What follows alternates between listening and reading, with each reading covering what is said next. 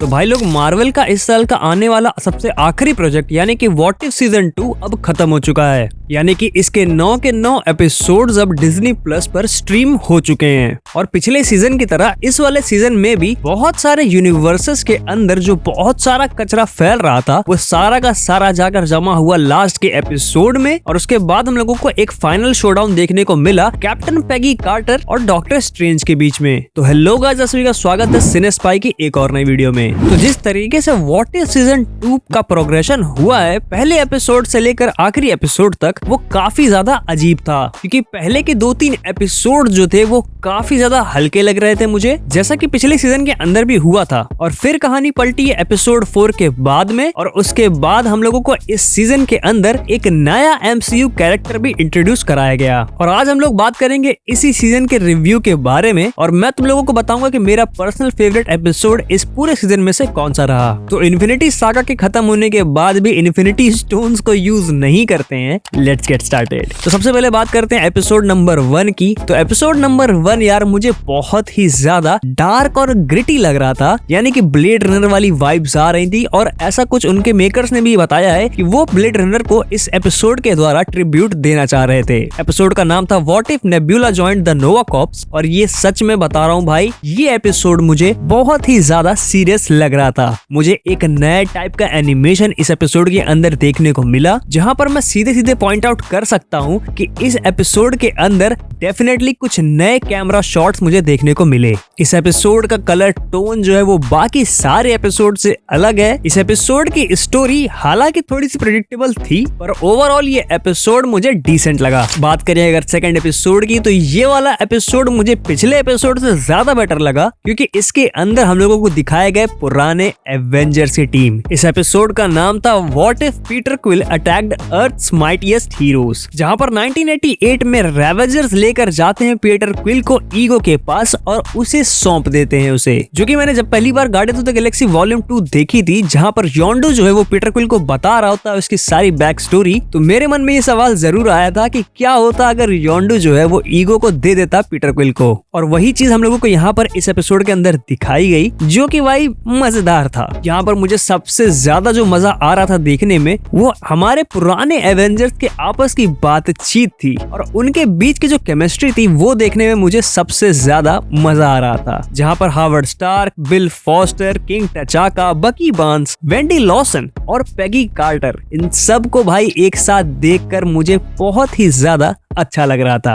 और MCU में पहली बार हम लोगों ने गोलायत का सूट और उसको इन एक्शन देखा, और इसका सूट जो है वो बहुत ही ज्यादा कॉमिक से इंस्पायर्ड है। तो यार मजा आया यार इस एपिसोड को देखकर। बात करें अगर थर्ड एपिसोड की, तो थर्ड एपिसोड था what if happy Hogan saved Christmas. और ये एपिसोड उतना ज्यादा मुझे अच्छा नहीं लगा, क्योंकि ये एपिसोड जो है एक हॉलीडे टाइप का एपिसोड था, क्योंकि क्रिसमस पे आया था। तो क्रिसमस के लिए एक लाइट हार्टेड एपिसोड बनाया था इन्होंने, जिसमें हैप्पी होगन जो है हल्का ब्लड ले लेता है और उसके बाद भाई तबाही मचा देता है वहां पर। बट हाँ, मुझे इस एपिसोड के अंदर जस्टिन हैमर को देखकर ज्यादा मजा आया, क्योंकि आयरन मैन 2 के बाद जस्टिन हैमर का क्या हुआ MCU में ये तो हम लोगों को पता ही नहीं चला। और MCU जो है वो वहां से बहुत ही ज्यादा आगे आ चुका है, और जस्टिन हैमर की स्टोरी कहीं पीछे ही छूट चुकी है। आगे बढ़ते हुए नेक्स्ट एपिसोड की बात करें तो what if iron man crashed into the grand master था चौथा एपिसोड। और ये एपिसोड भाई मुझे बहुत ही ज्यादा मजेदार लगा, क्योंकि इस एपिसोड में वापस आए अपने टोनी स्टार्क भैया, और टोनी स्टार्क जाके गिरते हैं ग्रैंड मास्टर के प्लेनेट यानी कि सकार पे। सकार पे टोनी टीम अप करता है वेलकारी और कॉर्क के साथ, जो कि बहुत ही ज्यादा मजा आता है देखने में। ग्रैंड मास्टर एज ऑलवेज बहुत ही ज्यादा मेनियाकल तरीके से यहाँ पर टोनी और वेलकारी को मारने के पीछे पड़ा हुआ था, जिसके लिए एक डेथ रेस टाइप की रेस होती है, और जो कि मुझे थोड़ा थोड़ा मैड मैक्स वाली वाइब भी दे ही रहा था। बीच में ट्रांसफॉर्मर्स के भी रेफरेंस थे शायद। तो भाई ये जो पूरा सीजन है इसके अंदर पुरानी मूवीज को रेफरेंस किया गया है। हालांकि ये एपिसोड मुझे बहुत ही अच्छा लगा था। नेक्स्ट एपिसोड है what if Captain Carter fought the Hydra stomper. और भाई कहानी जो है वो यहाँ इस एपिसोड से पलटती है, क्योंकि यहाँ पर हम लोग देखते हैं एक ऐसा एपिसोड जो कि कंटिन्यूएशन है पिछले वाले सीजन के एक एपिसोड का, जहाँ पर हम लोगों ने देखा था कि पेगी कार्टर जो है वो स्टीव की जगह बन जाती है कैप्टन अमेरिका यानी कि कैप्टन पेगी कार्टर। और उसके बाद उसे लास्ट में दिखता है हाइड्रा स्टॉम्पर, जिसके अंदर जो है वो स्टीव था।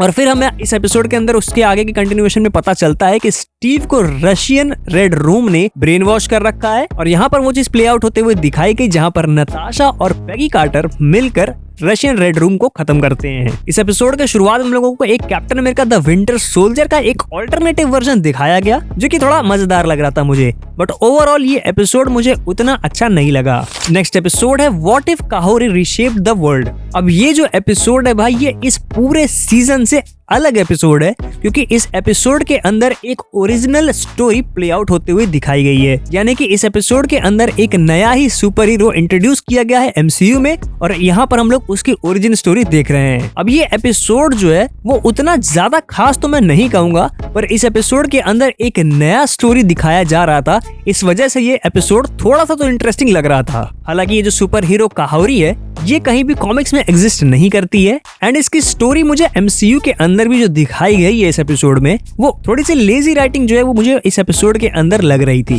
इसके बाद जो है नेक्स्ट एपिसोड है what if Hela found the 10 rings. और भाई ये एपिसोड जो है वो बहुत ही ज्यादा इंटरेस्टिंग कॉन्सेप्ट के ऊपर बना हुआ है, क्योंकि यहाँ पर हम लोगों को दिखाया गया है कि जो थॉर 1 में हम लोगों ने देखा था, ओडिन थॉर को बैनिश कर देता है उसका म्योल्निर जो है वो धरती पर फेंक कर, और उसी चीज का यहाँ पर एक ऑल्टरनेटिव दिखाया गया है कि अगर ओडिन जो है वो हेला को कर देता बैनिश अर्थ पर। उस टाइम अर्थ पर सबसे बड़ी पावरफुल जो चीज थी वो थी 10 रिंग्स, जो कि थी वेन्वू के पास, और उसके बाद हेला जो है वो वेन्वू से टीम अप कर लेती है और टालो जाकर सीख लेती है सारी वहां की प्रैक्टिसेस। फिर वेन्वू और हेला मिलकर ओडिन को हराते हैं, और भाई वो देखने में मुझे बहुत ज्यादा मजा आया। इससे ये चीज पता चलती है कि शांग-ची जो है वो आने वाले सीक्रेट वॉर्स या एवेंजर्स गैंग डायनेस्टी के अंदर कितना पावरफुल हो सकता है। इवन इस एपिसोड के अंदर हम लोगों को एक और पर्सपेक्टिव मिला कि ओडिन ने जो 9 रेल्स के ऊपर कब्जा किया था वो कितना ज्यादा डार्क था। और फिर आता है इस सीरीज का सबसे ज्यादा मेरा पर्सनल फेवरेट एपिसोड, यानी कि 8th एपिसोड, जिसका नाम है what if Avengers assembled in 1602।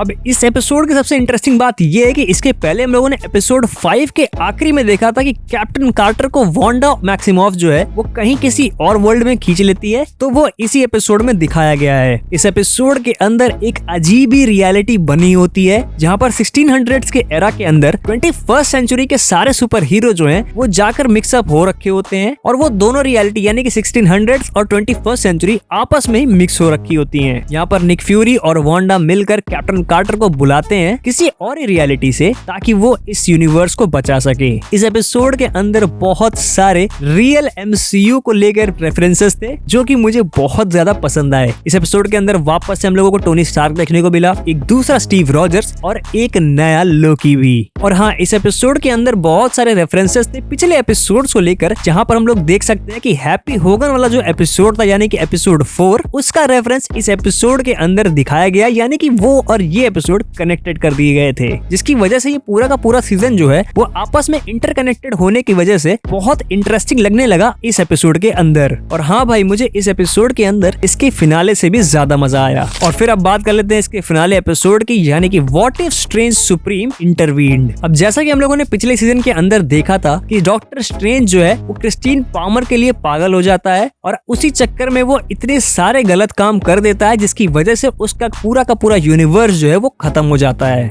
अब यहाँ पर वही स्ट्रेंज सुप्रीम जो है वो यहाँ पर आके पेगी कार्टर को मिलता है, और पेगी कार्टर से लेता है हेल्प काहोरी को पकड़ने के लिए। अब काहोरी वाला जो एपिसोड है वो भी यहाँ पर आकर कनेक्टेड कर दिया गया, जो कि मुझे बहुत ही सही लगा इस पूरे सीजन के दौरान। बात करें अगर इस एपिसोड की फाइटिंग्स की, तो उतनी ज्यादा मुझे मजा नहीं आई, क्योंकि बहुत ही ज्यादा खिचड़ी पक रही थी इसकी फाइटिंग में, क्योंकि ये पूरा का पूरा एपिसोड जो है वो बहुत ही हाइपोथेटिकल लग रहा था, क्योंकि राइटर्स के हाथ में पूरी की पूरी लिबर्टी थी कि वो कुछ भी कर सकते हैं। तो लिटरली उन्होंने इस एपिसोड के अंदर कुछ भी किया है। यहाँ पर हमें एक वो जो पिछले सीजन में हम लोगों ने देखा था अल्ट्रॉन के पास सारे इन्फिनिटी स्टोन वाला वर्जन, वैसा ही कुछ देखने को मिला, बट इस बार यहाँ पर थी पेगी कार्टर। यहाँ पर पिछले सीजन से बहुत सारे कैरेक्टर्स जो जो थे वापस आए इस एपिसोड के अंदर। बट ओवरऑल ये एपिसोड मुझे उतना ज्यादा अच्छा नहीं लगा, क्योंकि इस एपिसोड के अंदर मोस्टली जो दिखाया गया है वो था डॉक्टर स्ट्रेंज और पेगी कार्टर की फाइट। हालांकि जब ये फाइट खत्म हो जाती है और पेगी कार्टर जो है वो वॉचर के साथ वहां उस ब्रिज पर खड़ी होती है, उसके बाद जो सीन आता है भाई, वो देखकर मेरा दिमाग जो है वो हिल गया पूरी तरीके से। क्योंकि अभी तक हम लोगों को बताया गया था कि व्हाट इफ जो है वो दोनों के दोनों सीजन सेमी कैनन है एमसीयू के लिए, यानी कि कुछ भी कंफर्म नहीं किया गया था कि ये एपिसोड्स कहीं जाकर एमसीयू में मिलते हैं या फिर नहीं। बट इस एपिसोड के आखिरी में जो चीज दिखाई गई है उससे ये तो पता चल रहा है कि एमसीयू में जो होने वाले इवेंट्स हैं उनका बहुत ज्यादा फर्क पड़ता है व्हाट इफ के सीजन्स के ऊपर। ओवरऑल मुझे ये सीजन में बहुत सारी नई चीजें देखने को मिली, जैसे कि camera tricks, slow motion, animation का तरीका, कलर पैलेट्स बेटर थे पिछले वाले सीजन से। बट पिछले वाले सीजन के एपिसोड्स में एक कंसिस्टेंसी थी, बट यहाँ पर इस सीजन के अंदर बहुत सारे एपिसोड जो हैं वो बीच बीच में ऑफ लग रहे थे, तो एक लैक ऑफ कंसिस्टेंसी इस सीजन के अंदर हमें देखने को मिली। बाकी ओवरऑल यार व्हाट इफ देखने में मजा तो आता ही है। अब कुल मिलाकर ये थे मेरे थॉट्स इस सीजन को लेकर। बाकी तुम्हारी क्या राय है इस सीजन को लेकर, तुम वो कमेंट सेक्शन में जरूर लिख देना। वीडियो पसंद आई हो तो लाइक कर देना। तुम्हारे कोई दोस्त जो कि मार्वल फैंस हो तो उनको मेरी वीडियो जरूर शेयर कर देना। भाई 1000 सब्सक्राइबर्स दिलाने के लिए बहुत बहुत शुक्रिया आप सभी का। और ये इस साल का आखिरी वीडियो है, तो भाई मैं प्रॉमिस करता हूँ कि अगले साल बहुत ज्यादा कंसिस्टेंट रहने की कोशिश करूंगा। और अगर नहीं रह पाया तो भी तुम लोग मेरा साथ जरूर देना, क्योंकि तुम्हारे साथ की वजह से ही मुझे मिलता है मोटिवेशन और भी वीडियोस बनाने का। अब अगर ऐसी मजेदार मार्वल से रिलेटेड वीडियोस देखनी है तो मेरे चैनल को सब्सक्राइब कर देना। अब मैं भी चलता हूँ यार, मिलते हैं नेक्स्ट ईयर।